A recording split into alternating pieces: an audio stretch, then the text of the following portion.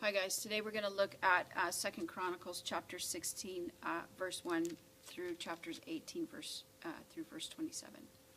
And last time we finished where we talked a little bit about Asa, King Asa, who came into rulership, and for the first 35 years he was very successful because he did what was right in the eyes of the Lord, and he tore down the idols in the land, and in doing that God blessed him and he had great success. The thing about King Asa is that he did 35 years of really good service to the Lord, and then he started to take matters in his own hands. And once he started doing that, his succession goes downhill, and actually he ends up becoming a hard-hearted towards God, and he ended up dying. So he did not finish well, which is such a good lesson to us through the Old Testament as well as the New Testament, of those that you can start really well and you can get really excited about the Lord. We can can get on fire for the Lord, but it's not just how we start, it's the whole race, it's the marathon, it's how we finish. And at the end of the day, people remember how we finish way more than they remember how we began. And so King Asa did not finish well. And his son came into rulership, which was King Jehoshaphat, and he really learned from his father the good things, and so he did right what was in the eyes of the Lord, and as long as he was in rulership, they had great favor. The fear of the Lord fell on their enemy, and they had great success. And so he really did take seriously the things and the ways of the Lord. And he became more and more powerful, which is a great lesson to us, because the truth is God always begins to trust us with a little before he begins to trust us with much.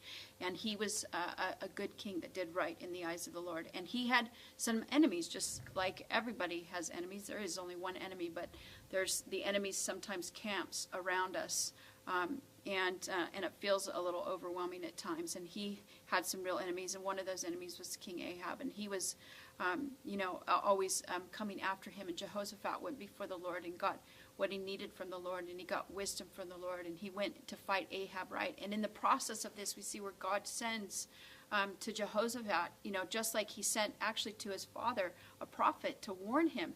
And his father actually did not listen, and he turned his heart away from God. But Jehoshaphat listened to the prophet, and he heard the prophet, and he obeyed, and in that he had success, and God really did bless him, and he was trustworthy.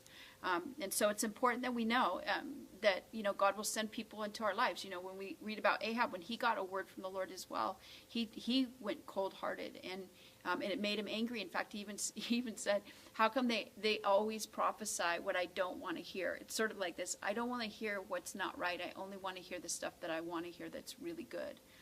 But in reality, God will send people into our lives to speak things that we really need to hear just at the right time, and we have a choice on whether or not we're going to listen to it. And my encouragement is that sometimes God will send us a message in a way that we weren't planning on hearing it or accepting it. And my encouragement to you is to not be so turned off by the package, that if God's wanting to get your attention, ask the Lord with your heart. Ask the Lord, Lord, is this you? Because he'll speak confirmation to you.